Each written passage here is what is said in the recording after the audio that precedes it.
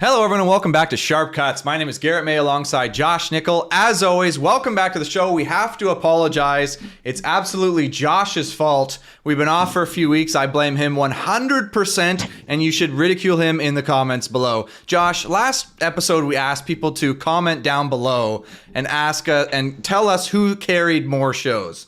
And you know what the verdict was, Josh? You want to guess what the verdict was? Split vote, because literally nobody commented. That's absolutely embarrassing for us.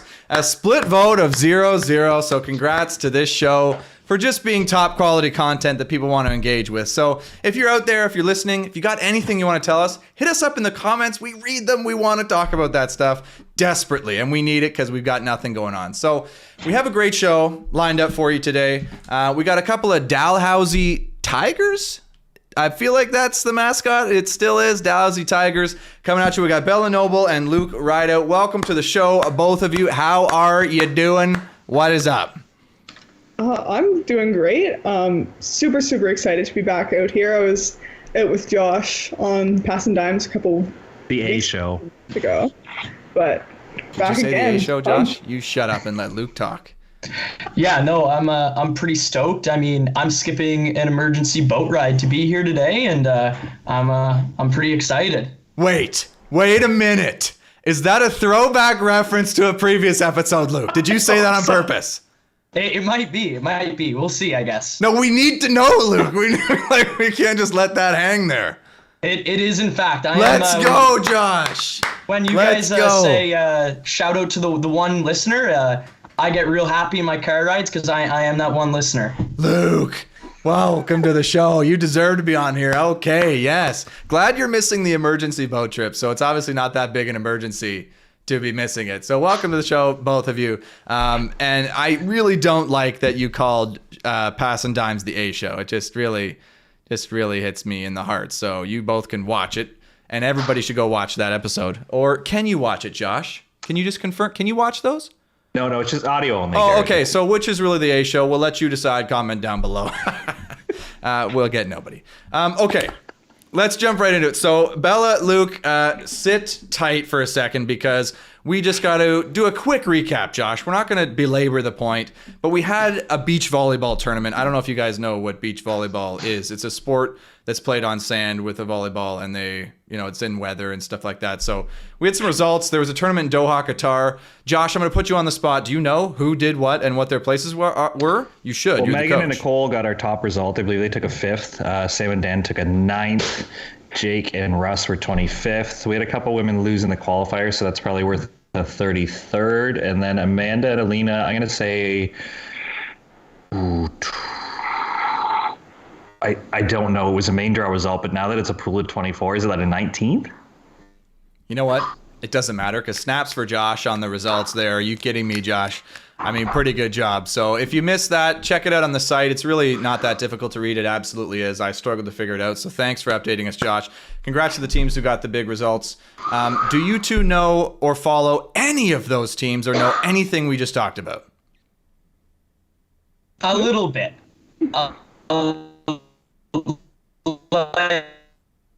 Okay. So obviously our listeners are getting the impression of the internet out also, there. you guys post that other volleyball accounts? At Dalhousie, like the internet quality. Can you guys figure out your internet, please? I don't know what you're doing over there in the Eastern Conference and what's going on there, but if it's a potato hooked up to some wires, can you just wiggle it a little bit to just make it so? It's literally going across the country right now, Garrett. With you being a Vancouver guy, I feel like if you were still in Ontario, it'd be a shorter signal and it'd be working really well. That's how the internet works, right? It's based on distance. You know what? Shut up, Josh. So thanks for that. All right, moving on to our topics, because really nobody cares about any of this nonsense. So let's jump into our topics. So I figured we should start with, I'm not sure what we should start with. I have 3 topics I really want to cover with you guys today, but I figure we'll start with this. Josh has chirped relentlessly the Eastern Conference in the Canadian university sport. I think, Josh, and I'm going to try to quote you here and get this correctly. I think you said they were irrelevant. They didn't matter and they can't compete and I'm paraphrasing a little bit there. So I just want to get your immediate reaction to that absolute blasphemous comment from Josh. And can you defend yourself at all? Well, first of all, I'm wondering why we're here then, if we're irrelevant. I mean, it's a great question, Josh. Why are they here? Maybe, Garrett. Maybe I'm just trying to stir up some controversy, be the villain, be like Charles Barkley or Stephen A. Smith, and just get people talking. So maybe I'm just picking a side where really I love the East Coast. Well, it's clearly not working because we have no commenters, but so comment down below. Let us know you're there. Is the Eastern Conference irrelevant? I mean, Josh says yes. Do we have any rebuttal? Absolutely. Absolutely. There's so many talented volleyball players coming from the East Coast. If you look at our provincial programs, we've been doing well over the past few years. The AUS, the RSEQ, Dalhousie, I'm not biased.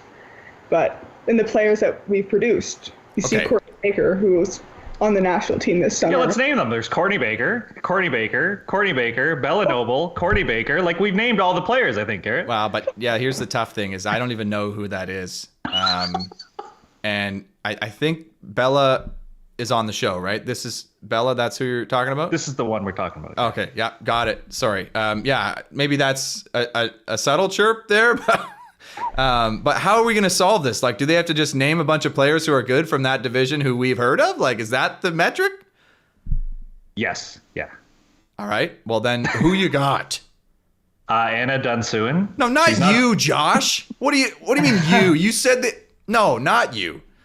No, let him keep going. He's defending his own point. Well, here's my issue, Garrett, is when Dalhousie does well, it's typically because there's an Ontario cat on the team like Matt Donovan or Sander Radsip, like Jason Trepania. Like, you just go down the line and it's like, oh, thank goodness for the province of Ontario for making Dalhousie really good. Yeah, but why would they come here if they thought the conference was really weak? If they're such good players, why wouldn't they go play in, say, Canada West, OUA? I think some people like to be a big fish. I don't know about that. So it sounds like in the OUA, they'd rather go play there. No, they'd rather go to Dalhousie and get set 40 balls and score 38. When was the last time an OUA team won U Sports? Very good question. Well, U of T women, right?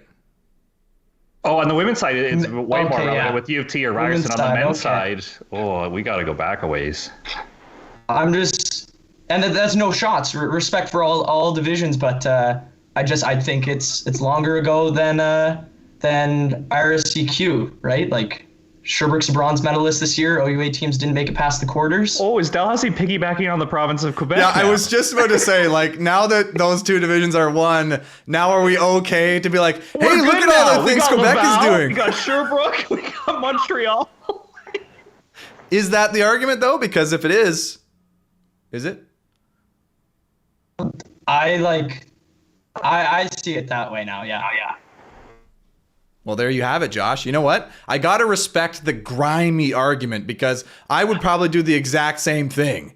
If I were in their position, I'd be like, "Mom, look at our division. It's got all Laval, a long history. Like, our division is huge." I'd be doing the same thing. Okay, but be the best. Well, the big fish thing by Josh is kind of an interesting comment as well, because like I don't see that ever happening though. Who did that? I'm just gonna say it because I know he plays Clivers and he's big into the beach community. Matt Donovan, I don't think is an OUA All-Star, but was the best player in the AUS. There, said it. I don't know, listeners. The faces on the cameras are shocked. It's not coming through the audio quality, but I'll just describe it to you. The two Dalhousie folks are at a loss for what to say. There's no rebuttal here. They're thinking. Yeah, I might have to hand this one over to Luke. Luke might know a little better than I am, or than I do. He's kind of the third middle on his club team, Garrett, and then all of a sudden he's the best left side in the AUS. I'm trying to connect the dots here. I'm trying to be fair, Garrett. I'm actually not. I'm going really heavy on one side, but I'm just trying to understand the argument is all I'm saying. Third middle with London Fire, best left side in the AUS. It doesn't connect with me. Hold on. Did you invite these two guests on just to bury them? You never get to see him. You brought up the topic attacking me, Garrett. I don't know how it's justifiable. It's not. It's Josh just going hard. And we never get Josh going hard, and we need to double down on it. I think if we've never seen major improvement in players throughout their 5 years at the U Sports level, I think that would be a lie to say that, right? I think everyone goes through spans of improvement, and I think it's quite possible that Yeah, like he was a third middle in 18U club, but I don't think 18U club teams win U Sports national championships. I think it's much different players 5 years later. I think they could win AUS championships. I mean, interesting point by Luke, though, trying to go on the like, hey, came here. The improved. process, he's going the process route. Is that not the anthem of like loser teams right now? The 76ers have been riding the process for like 8 years. Yeah, I mean, I think for our audience out there, I think we can all see Josh's ploy here. Brought two of the nicest people out here who really don't cut deep at all, and then just buried them about their division with really no answer because they're trying to be nice. Yeah. But I mean, that clearly was your plan, Josh. No, I feel like you brought up this topic and you put me on one side of the argument. So now I've just dug in and been really stubborn, even though maybe there was opportunities to go the other way, Garrett, but now I'm in too deep. I can't now. Guys, help me out here. I'm trying to get on the opposite side of Josh, but it's getting increasingly difficult. Well, I think you just look at the players who are coming to the AUS now and the teams that are being produced in the Maritimes. If you look on the women's side this year, there was 3 teams in the AUS in the top 10 ranked. There was Dalhousie, SMU, and Acadia all at 3 different times in the top 10. That's got to show that something has changed.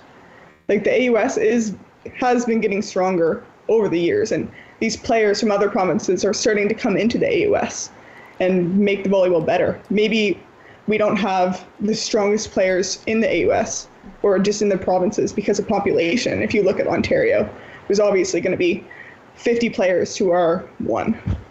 But if we're getting maybe 10 of those players to come to the AUS, our conference is getting stronger and we're going for runs at national championships. We're being ranked. And I think that's just making our conference so much stronger. Pretty holistic argument there, Josh. I mean, It's a little surface level, though. Can we name some names here? Oh, come on. Name some names. What do you... Like, what teams were challenging for a national championship? I'm just curious. You were all on the Sherbrooke guys this year. Yeah, I'm riding that wagon for sure. But she said AUS, Garrett. The women have their own conference in the AUS. Okay, yeah, wait. We do have so what? She can't piggyback off of, like, Laval and Montreal and those schools. Like, she has to stay in her own conference. They have a 6-team division. Yeah, absolutely. And we're having more players. Like if you look at Taylor Columbine, who was on Acadia Women's Volleyball, she was our AUS Player of the Year. I think she was the run for National Player of the Year. Corey White was obviously great on Alberta, but I think she could have easily had that spot too. And if she was at Nationals, I think she would have turned heads and people would have realized like, oh, the AUS is strong, just like they did when they saw us. We had Julie Moore, Vic Turco, Sarah Daw. We had strong teams. We were in contention for those big games. We just need to execute and win when it matters at Nationals. Can we just say, though, and confirm for me, because I don't know if our listeners know this, the women's division has 6 teams in the AUS, and the men's has 3, now 0, because it's all 1. Is that correct? We used to have 3. We now actually only have 2. So, wait. Hold the phone. We're trying to defend a division here that has 6 women's teams and only 2 men's teams? Yeah. What's going on with those 4 schools who run a women's team and not a men's team? What are they doing? They're running a football program, man. Luke is definitely bitter about that. That hit home somewhere. Okay. Well, there was an obvious argument that you were missing, Josh. So I'm going to help you out because when Bella mentioned about the top 10, we've been through the top 10, and I wonder if the system would weigh in favor of those teams. And I don't know. The coaches used to vote, right? They don't anymore. We still don't know how they do that, right? ELO or something. ELO, yeah. So on the SCQ, the Sharp Cuts Quotient, how would the Eastern Division? I'm going to say that because there's 3 divisions we're talking about here, though.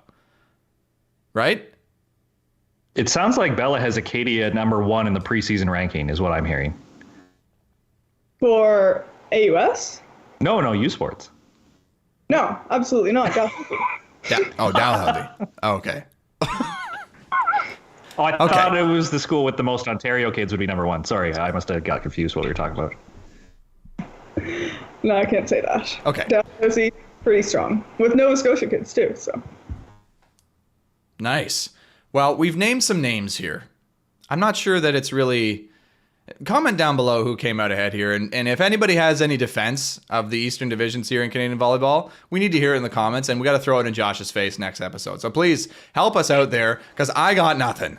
But I say that and yet people are going to be burying that in the comments. Or we'll get nothing, obviously. So, but in the spirit of naming names, it's time for unclear whose favorite segment it is. Players of the Week and Clowns of the Week. So... Let's get to it. This is our segment where we surprise our guests, and we've already learned that Luke is a potential listener, so he's maybe ready to go well in advance of this episode. But where we each pick a player of the week to shout out for a good reason and a clown of the week to shout out for a bad reason. So we'll start with the players of the week. So I don't know who wants to start. Why don't we put Josh on the spot because he's been so salty so far today. So Josh, what do you got? So you didn't mention Norsika results at the top there, Garrett. We talked about Doha, but did you know they took a second?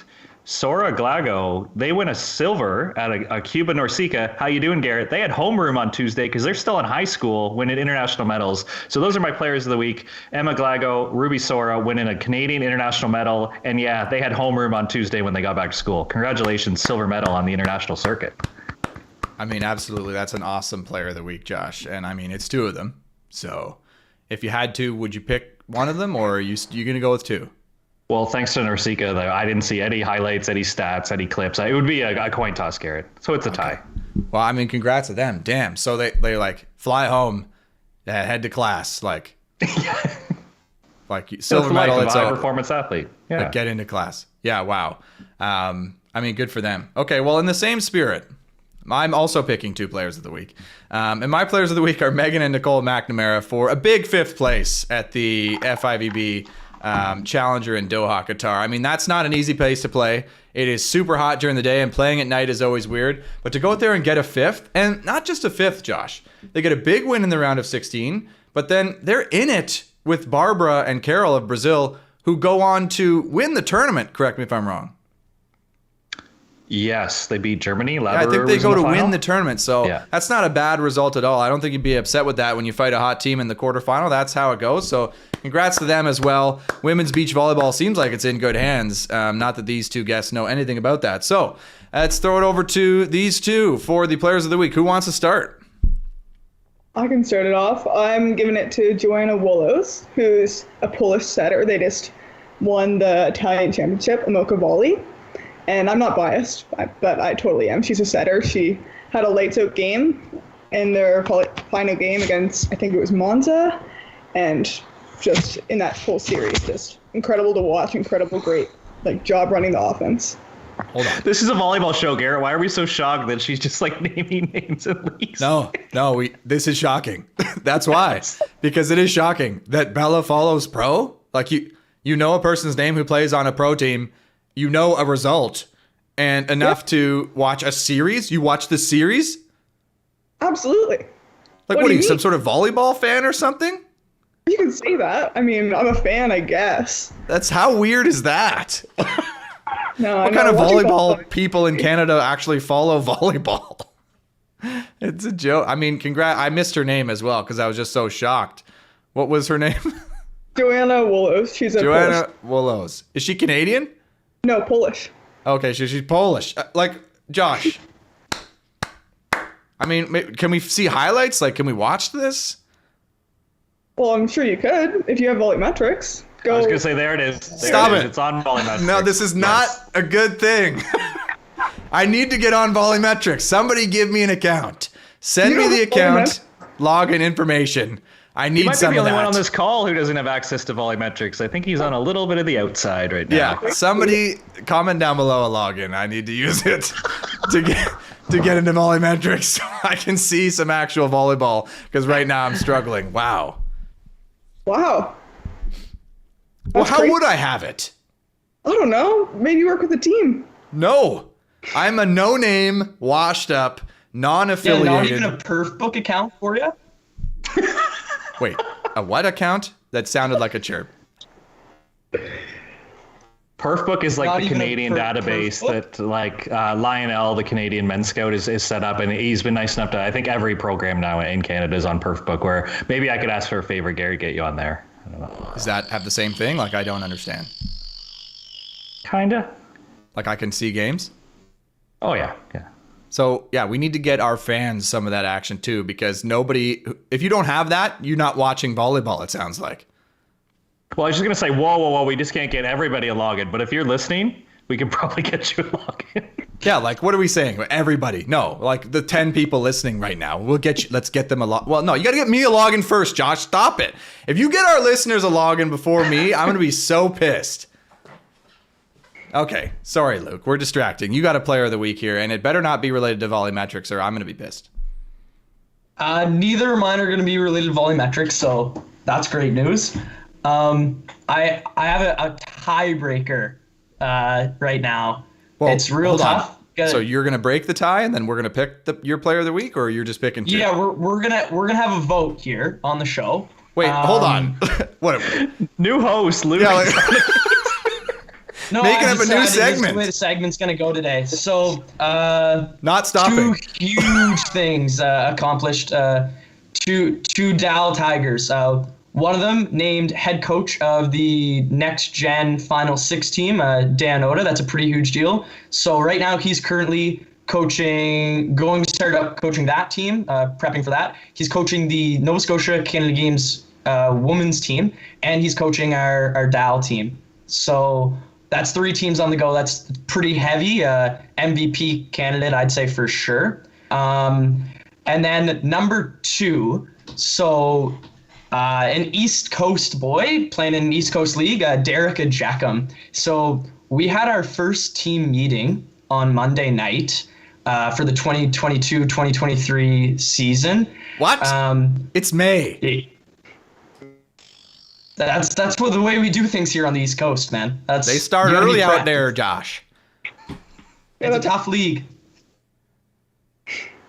Okay, go on. Top league, they start in May. We had a Monday night meeting at 9, so most of the boys are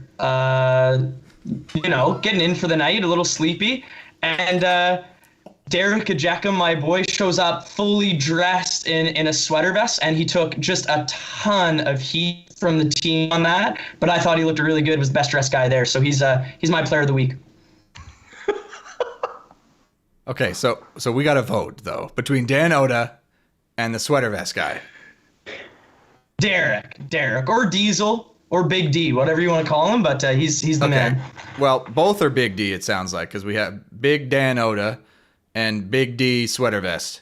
So, I mean, I know who my vote's going for. It's sweater vest Derek. Like, how are we going anywhere else? All right, that's my vote.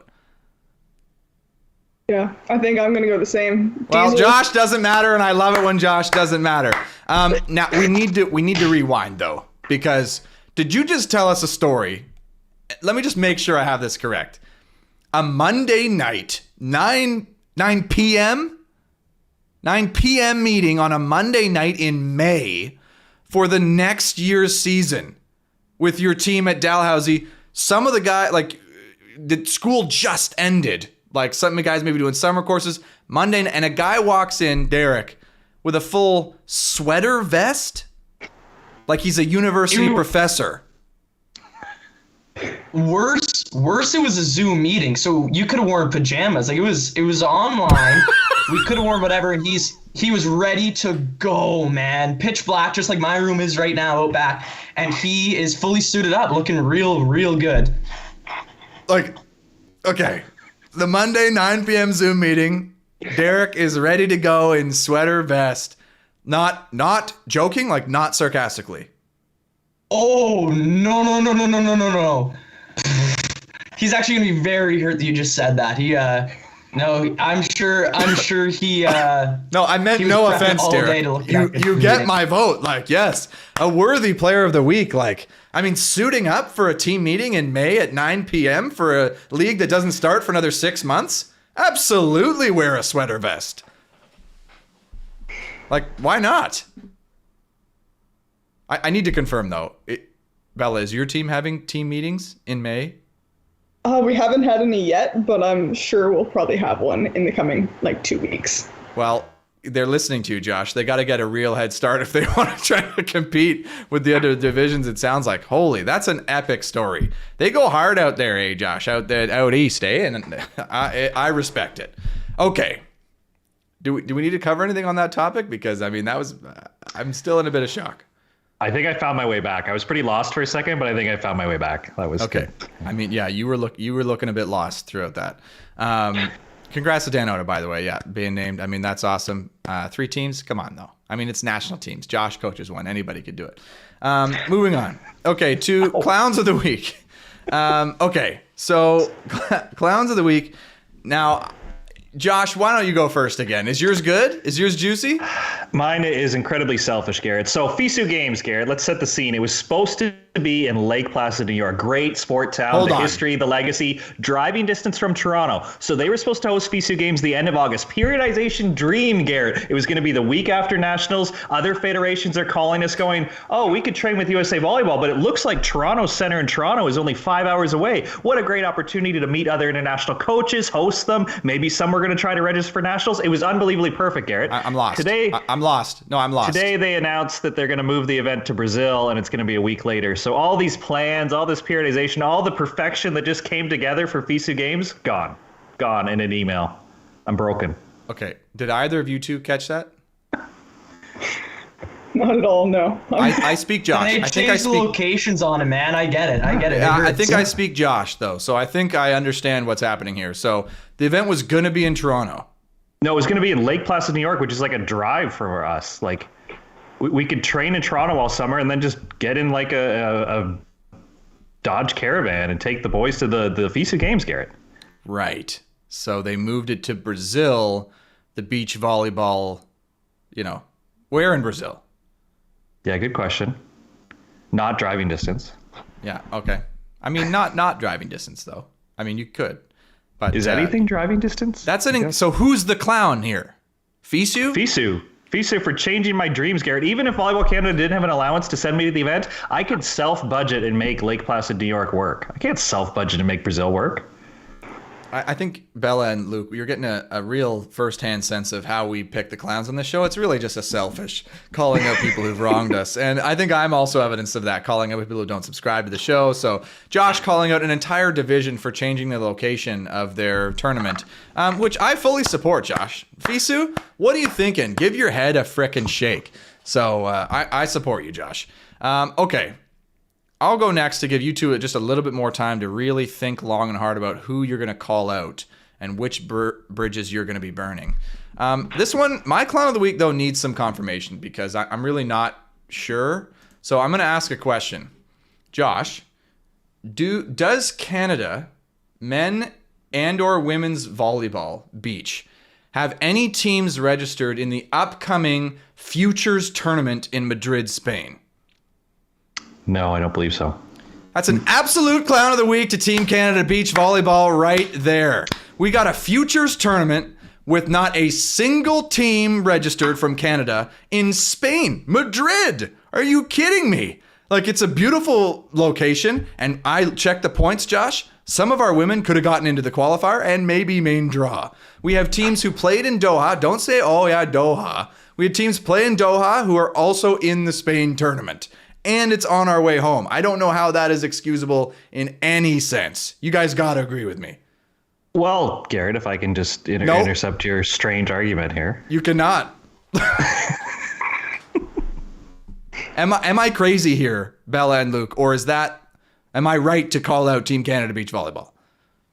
I think that's insane. I think there has to be at least somebody in that tournament. Thank you. I need to understand why. Like, if I could get a little reasoning. Luke, enough of this fence-sitting nonsense here. You're listening too much to Josh. Okay, Josh, explain to us how this may not be an epic clown of the week fail.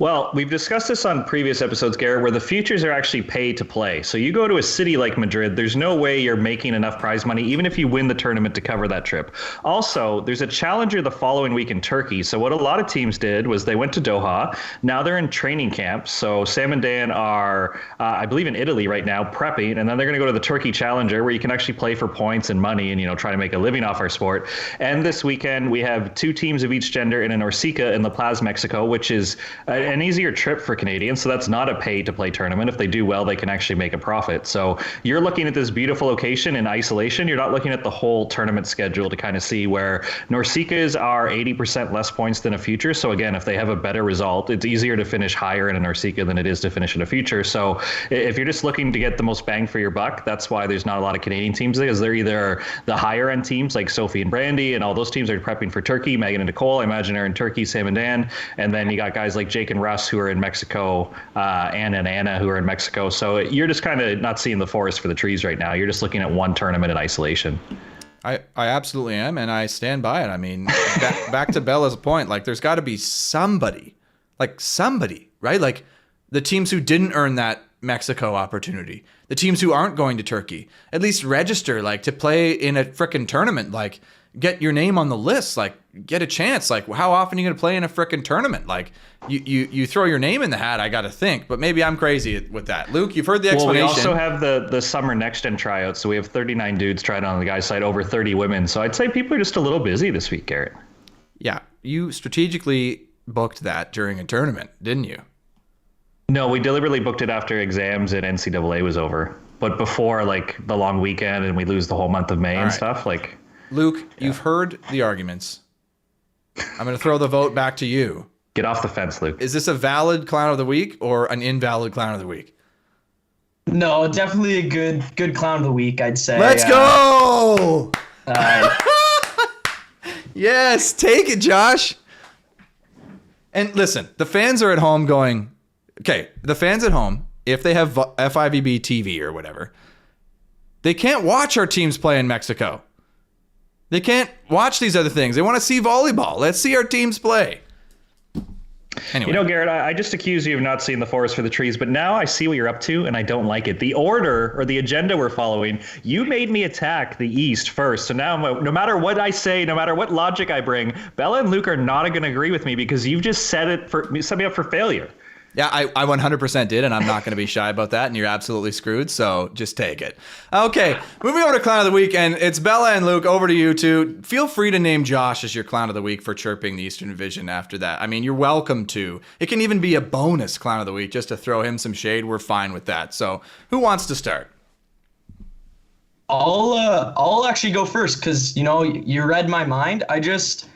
I wasn't originally planning on this one, but I am going to name Josh as Clown of the Week, just for a few reasons. Not just because I'm bitter, but overall, for a few weeks ago, absolutely hopping on the Sherbrooke bandwagon. He coaches some of those guys, and now all of a sudden they're no good. There's zero respect. Like I don't know quite what they'd have to do to earn the respect in the East Coast.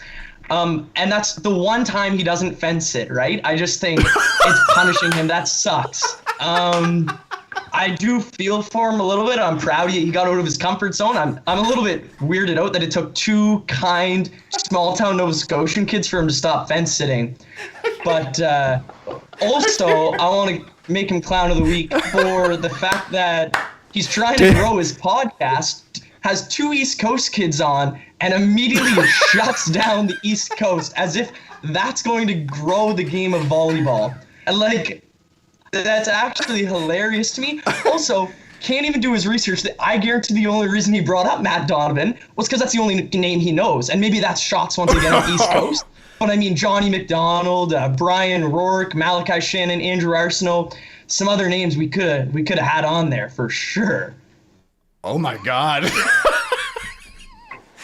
Josh, take it.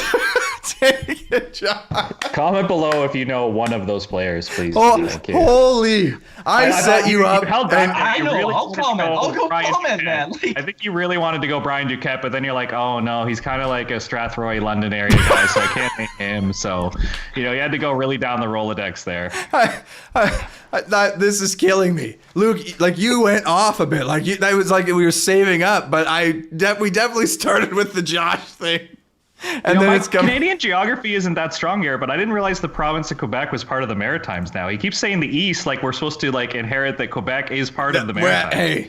Hey, they are and they do. I mean, hey, comment down below. Settle it for us. So he's got two strategies. He's trying to cut me off at the knees to make himself feel taller, and he's also trying to stand on the shoulders of Laval and Sherbrooke to make himself feel taller. So it's an interesting argument, Garrett. I see right through it, but let's see what I the support listeners both say. of those things.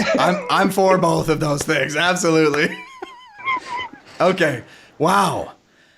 Whew. Okay. That's a lot. Josh, you're going to make a little nice social media post with the clowns of the week, and you're going to name yourself in there? You're going to write your own name? I have to. It has to be authentic, Garrett. It's for the people. Over to you, Bella. And please, if it is also Josh, I'm just going to die. You have to match that rant, though. You just can't say me. You have to go on a nice rant, like at least 40 seconds. Oh, I don't know if I can go on a rant, so I don't know if I'm going to match it, but I do have to throw a rookie who I was with at Dalhousie under the bus. This past weekend, it was the first weekend of Team Nova Scotia tryouts. I was away in BC, so I wasn't there. But that poor girl, very talkative before practice, doesn't talk during practice, but man, does she talk before practice. They're setting up the net. Dan Oda's our head coach. Allie gets put in timeout while setting up the net because she's talking too much. She's the only one setting up the net, but she's distracting everybody else just because she talks too much. So she had to stand in the corner in front of all of her Team Nova Scotia players and by Dan Oda's blessing be in timeout. Oh my God. So who's the clown of the week there? The player or Dan Oda, the coach? Ooh, it could be the coach. It could be Dan Oda, but I don't know if I can say that. You can go both if you want. I mean, Josh does it all the time. Maybe we take it to a vote then.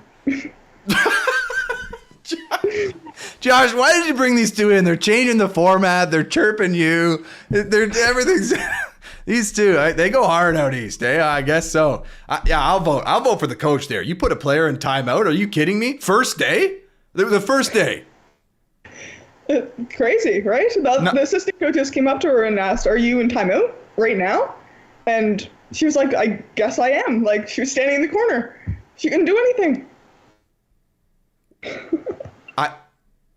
For listeners, there's an experience, a myriad of emotions that is happening on our faces right now.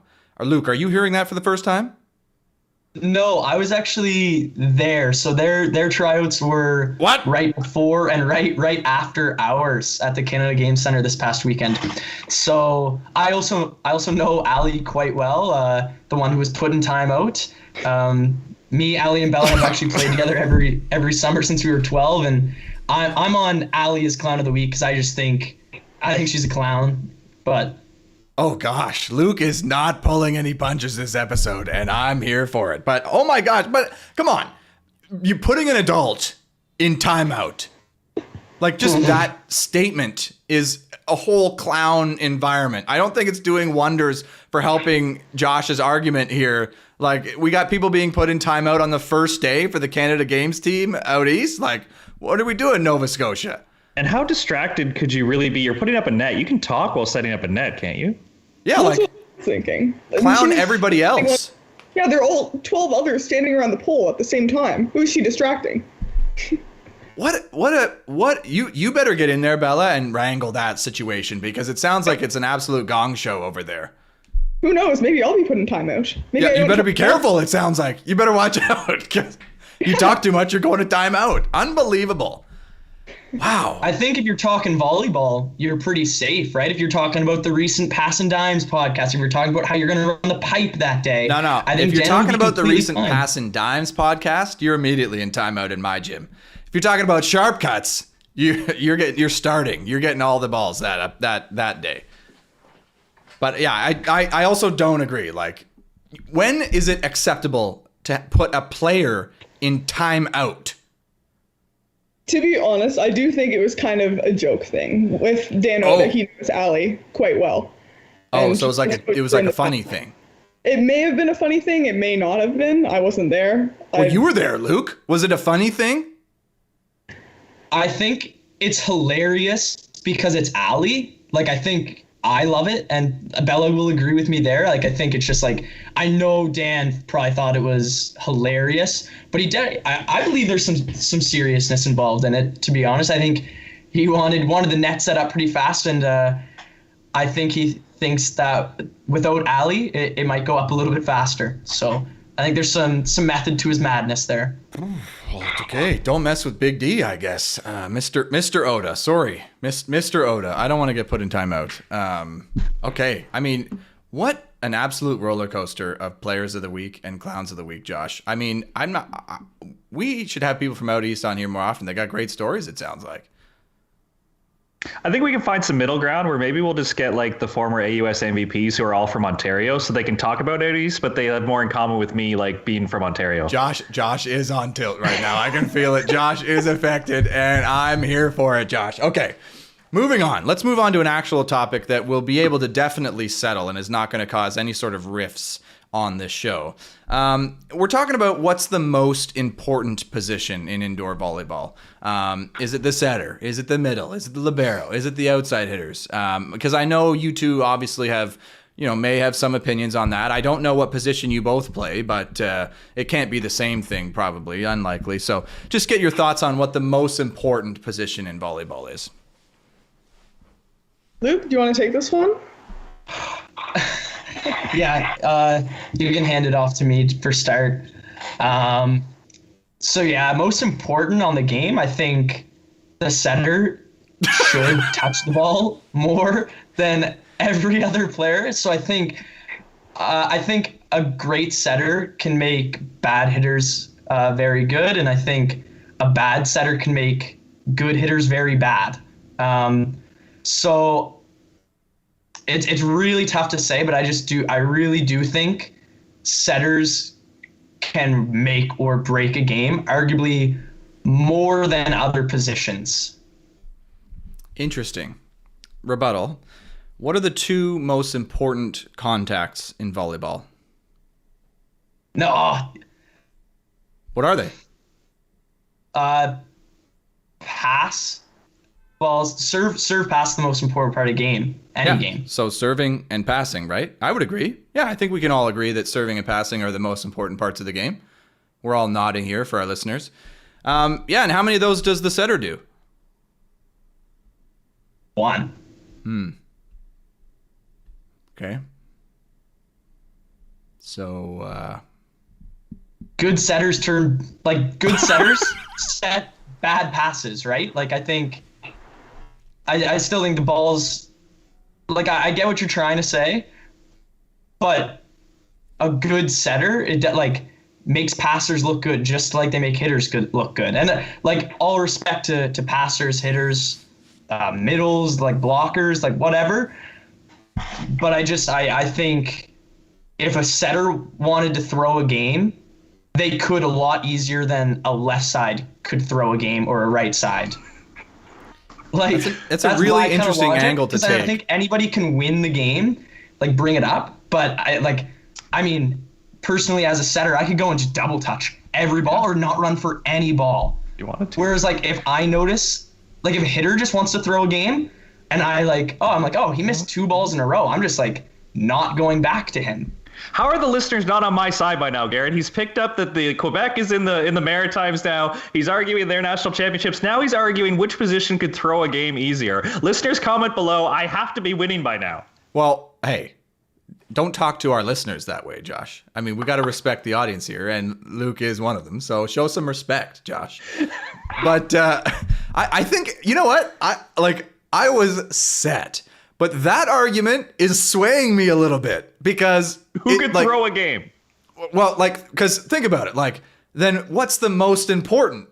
If your setter made every mistake possible, you'd lose. Like, it's a weird way to think about it. And it's effective, but I don't think it's going to. So Josh, then, you want to win this one. What position is the most important? Outside hitters.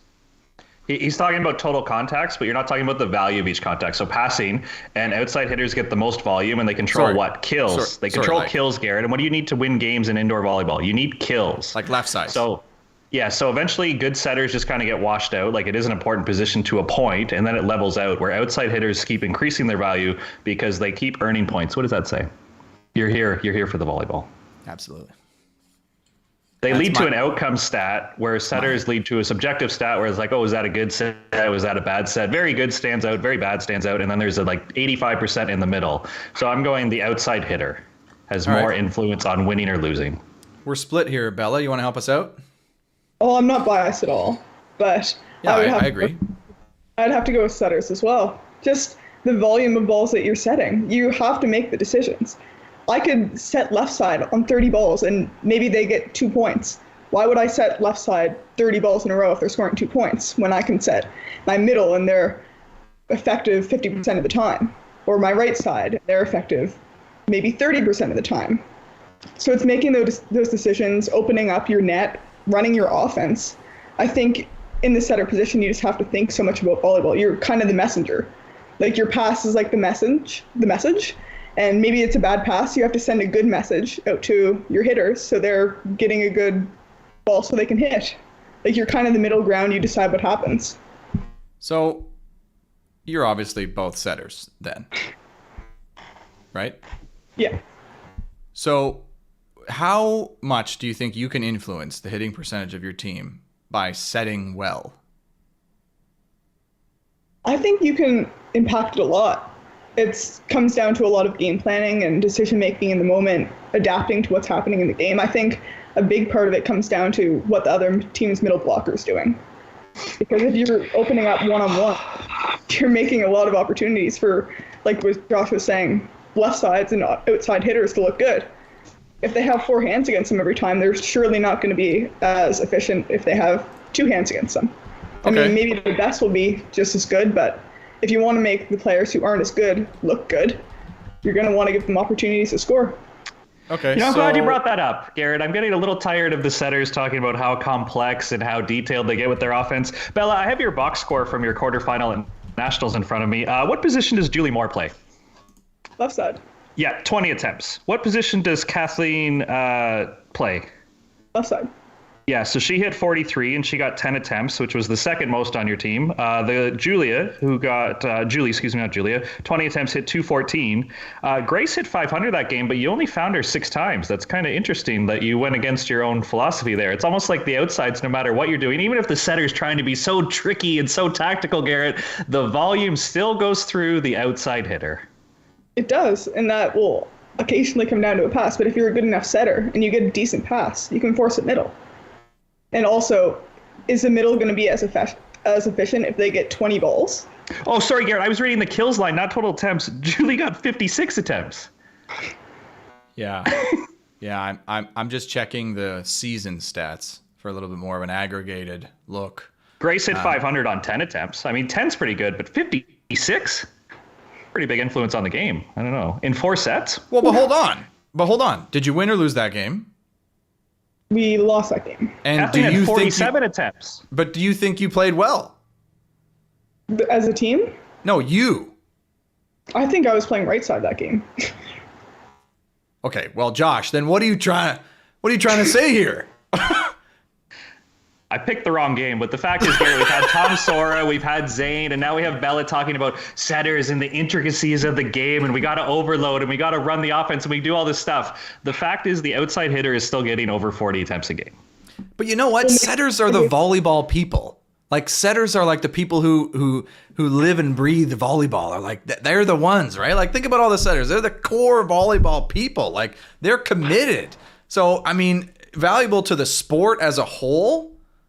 I mean, I'm surprised neither of you have tried to make that argument to say that, hey, our sport, volleyball, what position is most valuable? Well, it's the setters. because they're the ones doing all the shows, doing all the talk. The most invested really are the setters. At least I've found. I mean, I don't know if we can have any stats on that, but I assume that's our experience, right? Who's the most volleyball people you know? They probably set. Yeah, that's probably Luke. Yeah, the most volleyball person that I know was Michael Denton. I mean, I played with Mike. He was my setter on my club team, and he was just committed, all in for volleyball, loved it, competitive guy, awesome dude. Setter. Played setter. I mean, compared to me, who I'm guy spouting off random stuff, kind of lazy. I don't play anymore. I don't coach anymore. What did I play? Outside hitter. Josh, what did you play? I was an outside hitter as well. That's another weird argument. There's been a lot of weird arguments on this show. Well, yeah, what do you expect? We're talking with So if we say the biggest weirdos in baseball are the back catcher, does that make the catcher the most valuable player on a baseball field? Well, if they're the weirdest, no. They're the weirdest. But if they're the biggest fans or they're the Michael Denton of baseball?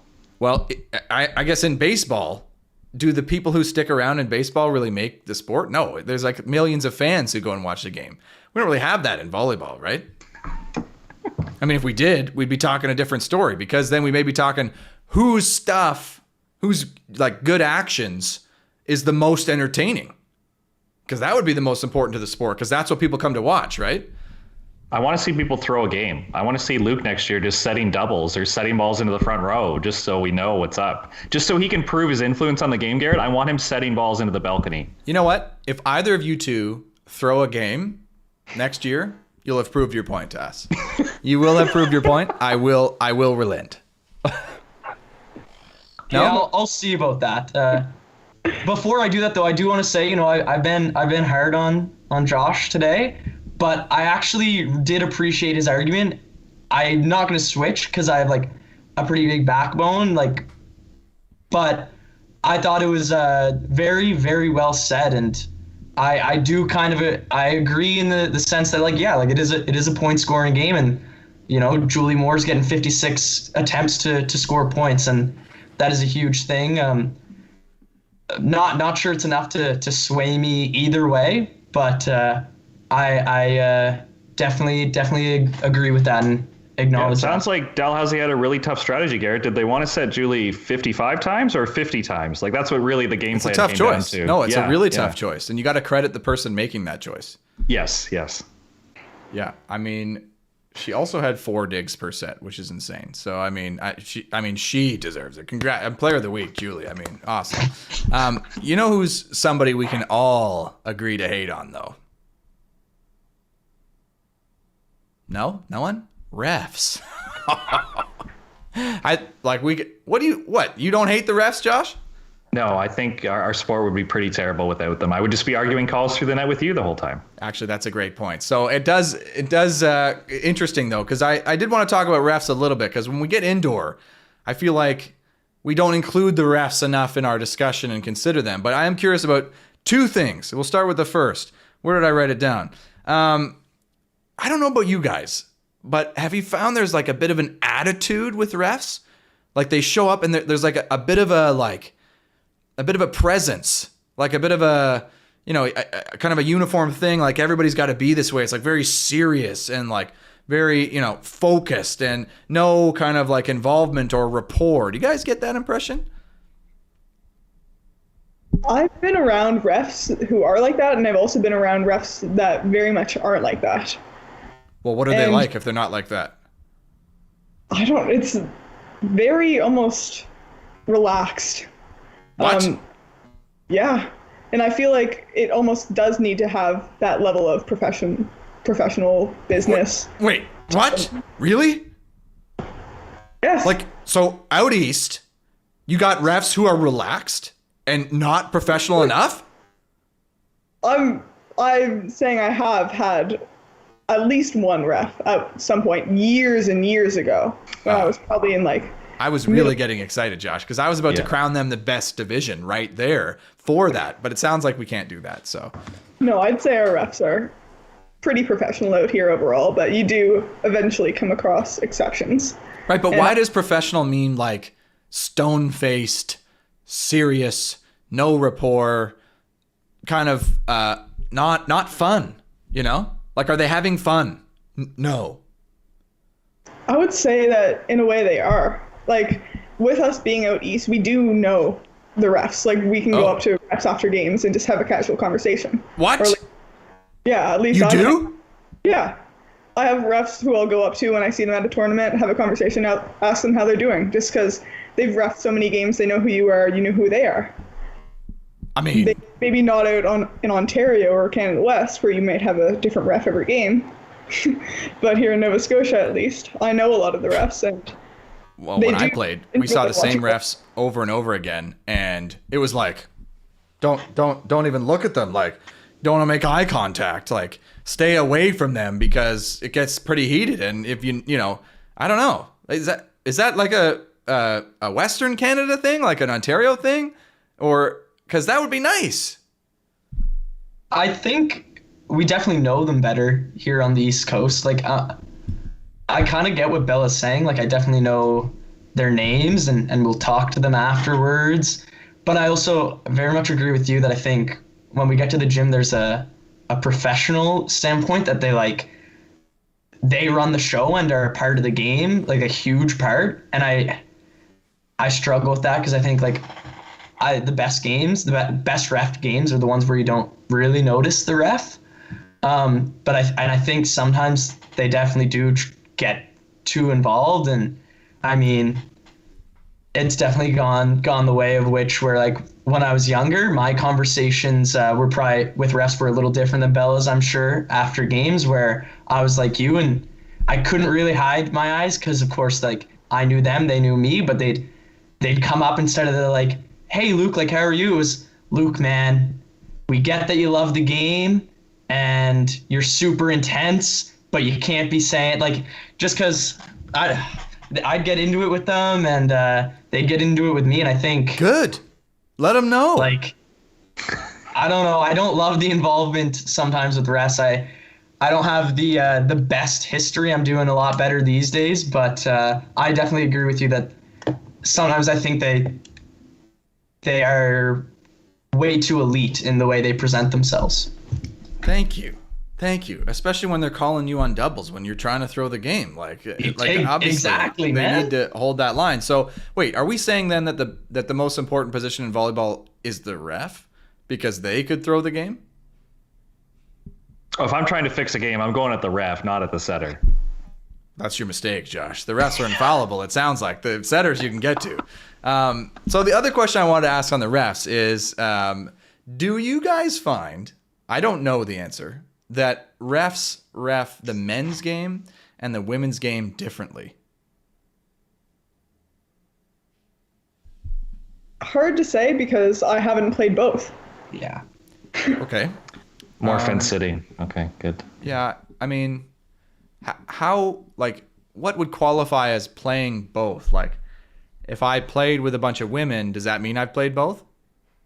I would say so. If you went in a tournament with a team, like let's say you went with a women's team, then maybe you'd be able to judge that better. But unless you're doing that often, I feel like it's hard to judge. So when you guys play a back-to-back, is it typical that like one official's up, one official's down, and then for the next match, whether it's men or women, they switch places? Like you wouldn't have the same official twice. So that'd be the really only way we could judge it, Garrett, I think, is if you had the same up official 2 matches in a row where I think it is pretty typical that each ref works one up and one down. But you can get a sense, right? Like you see what kind of calls are being made. Like, are they calling doubles tighter on the women or the men? Are they like, watching the net touches differently? Like, is there a lot more net touches in women's? Like, do we see that stuff? Do we pay attention to that stuff? Or because I remember chatting with some of the refs, like trying to argue with them on some rules, which is something I regularly did.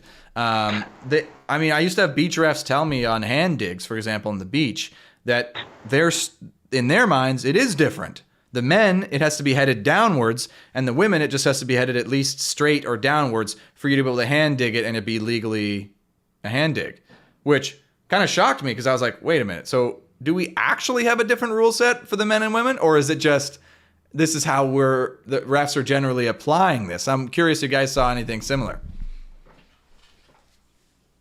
Yeah, I'm not sure, to be honest. I thought this year, like in the men's game, they were definitely stricter on like Oda system balls that people were setting, but I don't know how that compares to the women's game. I'm really not sure. Same with we saw like at the last Olympics in the men's game, like the power tips getting called a lot more, but I also don't like the power tip's not as big in the women's game from my understanding. Am I correct on that? Yeah. I don't know. If you watch U of T women, you see a lot of power tips, so I'm not sure about that. I'd say as you move up levels and girls are jumping higher, you will start to see it more. But in younger levels, it's less common just because girls aren't touching over 10-6. Yeah, okay. So we've come all this way. We've had some debate, and I ask a question, and we've reached a point where we have a question that's very difficult to answer. So, I mean, I'm taking a full W there, Josh. Unless you got a thoughtful comment? You want us to pick a fight with the refs? We've already had enough conflict. Do you want us to start going at the refs? That was my plan. Absolutely was trying to stir the pot. I mean, it was a clear success with you. I mean, setting you up this episode. I mean, that worked out pretty well. I was planning to hit the refs. Why? I just think the professionalism might come from the appeal, right? So when you're done playing and you want to stay involved, like, do you join coaching or officiating? And I think officiating would be, it's a job, like you get paid to do it. And I think there's expectations, there's a dress code, there's all that stuff. So I think just the layers of maybe why somebody gets involved is maybe why that stuff appeals to them, and like the need for power. I think they have the need for power where, Luke, I've offended. He just left the show. But Garrett, other than like maybe some refs now hearing that as a coach you can put people in timeout, maybe that's going to increase the number of coaches we have in our community, because that is serious power. If you can put an athlete in timeout, that has to be better than calling somebody on a double. I have to agree. So if you're a ref out there and you like to get the power trip out of calling people on doubles and nets, go be a coach and just put them in timeout instead. You'll get way more bang for your buck on that. Even when they're just setting up the net, that must have been like not even in practice. That was 5 minutes before practice. He's already like flexing the power. Oh my gosh. I'm hoping it was a joke, because I can't wait for the next time I see Dan Oda, and maybe I'm put in a timeout. Who knows? Maybe Okay, they'll put 5 of us in timeout after setting up the net. You got to attempt a flex and put him in timeout and see if it works. Like, what's the dynamic there? Does he rebuttal with a timeout order? Like, no, you go to timeout. No, the thing is, I'll show up in a ref uniform too, just to flex my power, and then I'll put him in timeout, pull out the red card. I mean, The card is key there. he gets a red card and a timeout, but it's only meaningful if he accepts it, because he's the coach, but also it's only meaningful if you accept it. But he's paid. That would be an interesting dynamic. We'll have to have you back to tell us how that went, because Yeah, I'm really curious to see. Hopefully she wants to come back. Goes.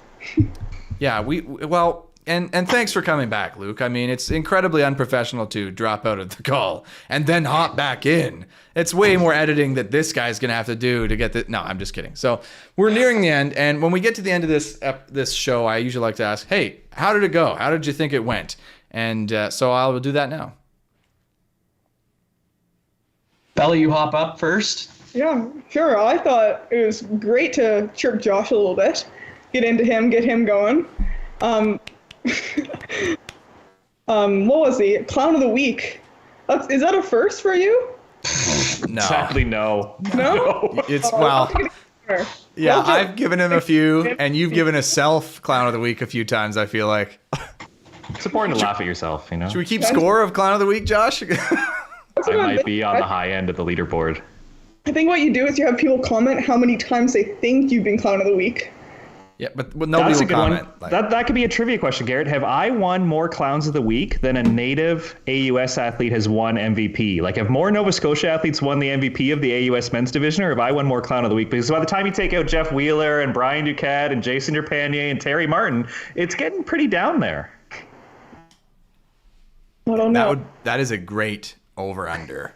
Is Josh's clown of the week total over or under the native AUS MVPs? It's probably a pretty similar number. Anyway, how did you think it went, Luke? I thought pretty good. I definitely should have known that there would have been some East Coast slander. You weren't expecting that.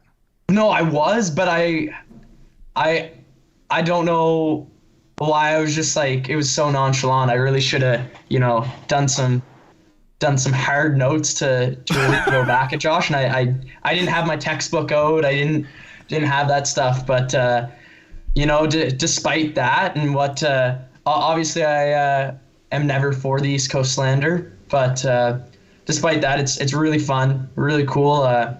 Obviously, I'm trying to respect like the East Coast, but obviously once again, like we don't get this opportunity a whole lot, so it's really cool for like a Nova Scotian like kid and to be on here. Like I'm pretty pumped.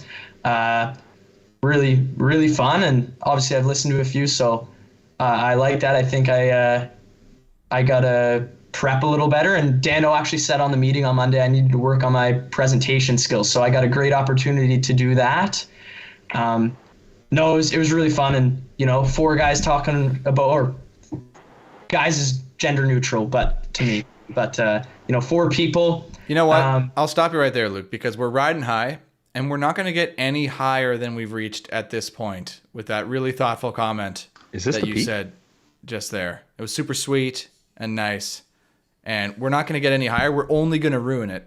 Normally, I'd say let's go for another 10 minutes and just really take this into the trash, but we've had a great episode, so I'm glad it was fun. Thank you guys so much for joining us. Really appreciate it. Players of the Week to you for joining us. That was awesome, and rolling with the hits here. Normally people fold up completely, but not you guys this time, so appreciate that. Thank you all so much for listening and watching. If you're still there, comment down below. Hit us up with some freaking comments. Like, give us something to talk about. Like, we're just chirping each other here. At least chirp us or whatever. Give us something to work with. And that'll do it for this one. So thank you guys so much, and we will see you next time.